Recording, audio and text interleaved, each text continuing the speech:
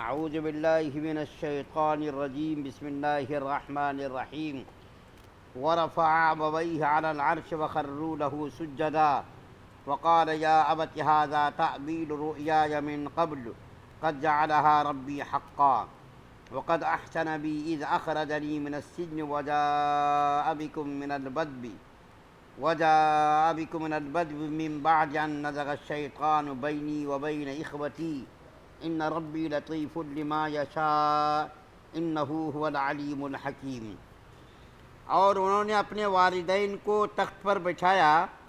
اور وہ سب ان کے سامنے سجدے میں گر پڑے، اور یوسف علیہ السلام نے کہا ابا جان یہ میرے خواب کی تعبیر ہے جسے میرے پروردگار نے سچ کر دکھایا، اور اس نے مجھ پر بڑا احسان فرمایا کہ مجھے قید خانے سے نکال دیا اور آپ لوگوں کو دیہات سے یہاں لے آیا، حالانکہ اس سے پہلے شیطان نے میرے اور میرے بھائیوں کے درمیان فساد ڈال دیا تھا۔ حقیقت یہ ہے کہ میرا پروردگار جو کچھ چاہتا ہے اس کے لیے بڑی لطیف تدبیریں کرتا ہے۔ بے شک وہی ہے جس کا علم بھی کامل ہے، حکمت بھی کامل ہے۔ سورہ یوسف کی 100 نمبر کی آیت آپ کے سامنے پڑھی گئی ہے۔ کل آپ کے سامنے عرض کیا گیا تھا کہ یوسف علیہ السلام کے تمام خاندان کے افراد کنعان سے مصر آئے۔ مصر جب وہ لوگ آئے تو حضرت یوسف علیہ السلام نے فوجی اعزاز کیا، اپنے شاہی خاندان اور شاہی فوج اور لشکر کے ساتھ یعقوب علیہ السلام کا نہایت ہی پرتپاک استقبال کیا، اور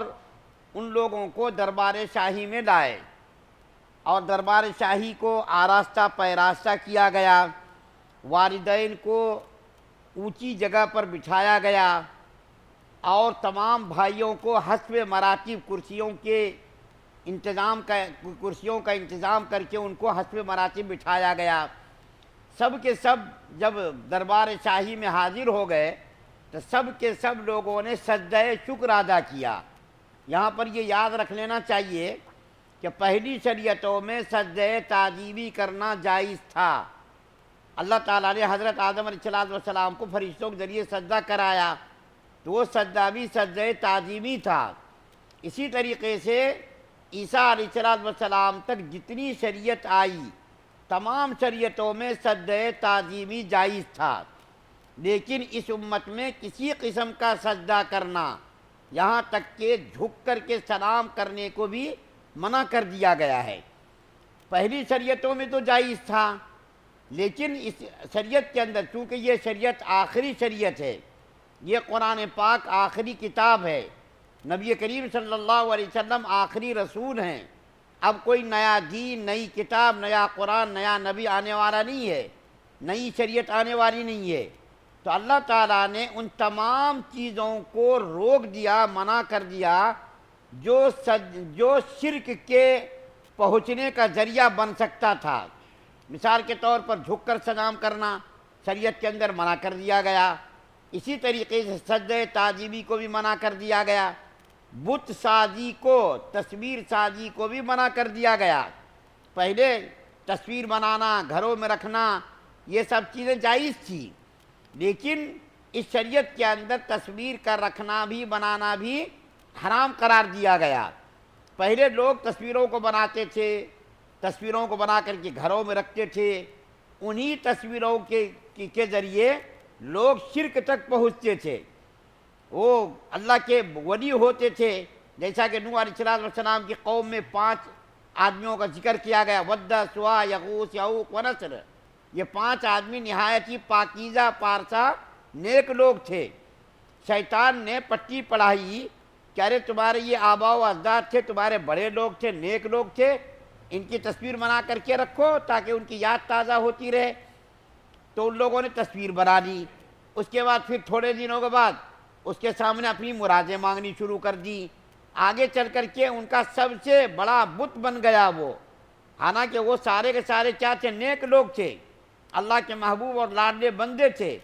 لیکن شیطان نے پٹی پڑھائی، ان کی تصویروں کو بنا کر کے اپنے اپنے گھروں میں رکھا، اور آگے چل کر کے اسی کی پوجا اور اسی کی پرستش کرنے لگے۔ ہندو مذاہب میں جتنے بھی ان کے بڑے دیوی دیوتا ہیں، رام ہو، کرشن ہو، اور جو بھی بڑے بڑے جو ان کے دیوی دیوتاؤں کے نام ہیں، ان کے بارے میں یہی لکھا ہے کہ اپنے زمانے میں وہ بھی ایک انسان تھے۔ ان کے مرنے کے بعد ان کے مذاہب کے لوگوں نے ان کی تصویریں بنا لی، ان کی یاد کو تازہ رکھنے کے لیے تصویریں بنا کر کے پھر ان کو اپنا خدا بنا لیا، اپنا معبود بنا لیا۔ اس لیے شریعت نے اس کو منع کر دیا کہ ہر ایسا کام جو آگے چل کر کے شرک تک پہنچنے کا اندیشہ جس کام سے ہو، ان کاموں سے بھی شریعت نے روک دیا ہے۔ حضرت معاذ رضی اللہ تعالیٰ عنہ جو ایک بہت بڑے صحابی ہیں، وہ ایک مرتبہ شام کا سفر کر کے مدینہ آئے، نبی کریم صلی اللہ علیہ وسلم کو آ کر کے انہوں نے سجدہ کر دیا۔ تو نبی کریم صلی اللہ علیہ وسلم نے پوچھا کہ معاذ یہ تم نے کیا کیا؟ تو حضرت معاذ رضی اللہ تعالیٰ عنہ کہنے لگے یا رسول اللہ، ہم شام گئے، وہاں ہم نے دیکھا دربار میں ان کے درباری لوگ، ان کے عوام رعایا اپنے اپنے شہنشاہوں کو سجدہ کرتے ہیں، تو میں آپ کو زیادہ اس کا مستحق سمجھتا ہوں کہ وہ درباری لوگ جو سجدہ کرتے ہیں اپنے بادشاہوں کو، تو اس سے تو زیادہ آپ مستحق ہیں کہ آپ کو ہم سجدہ کریں۔ تو نبی کریم صلی اللہ علیہ وسلم نے فرمایا اے معاذ، اگر کسی کو میں اللہ کے علاوہ سجدہ کرنے کا حکم دیتا تو میں عورتوں کو حکم دیتا کہ تم اپنے اپنے شوہروں کو سجدہ کرو، لیکن اللہ کے علاوہ کسی کو بھی سجدہ کرنا جائز نہیں۔ اللہ کے رسول صلی اللہ علیہ وسلم نے منع کر دیا کہ اللہ کے علاوہ کسی کو سجدہ کرنا جائز ہوتا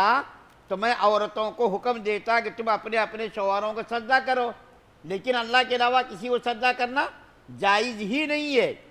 شریعت نے اس کو منع کر دیا۔ آپ کو معلوم ہے نبی کریم صلی اللہ علیہ وسلم 6 ہجری میں ایک درخت کے نیچے بیٹھے تھے جہاں صحابہ کرام سے آپ نے بیعت لی تھی۔ آگے چل کر کے صحابہ کرام بطور تبرک اس درخت کے نیچے بیٹھتے تھے۔ نبی کریم صلی اللہ علیہ وسلم کے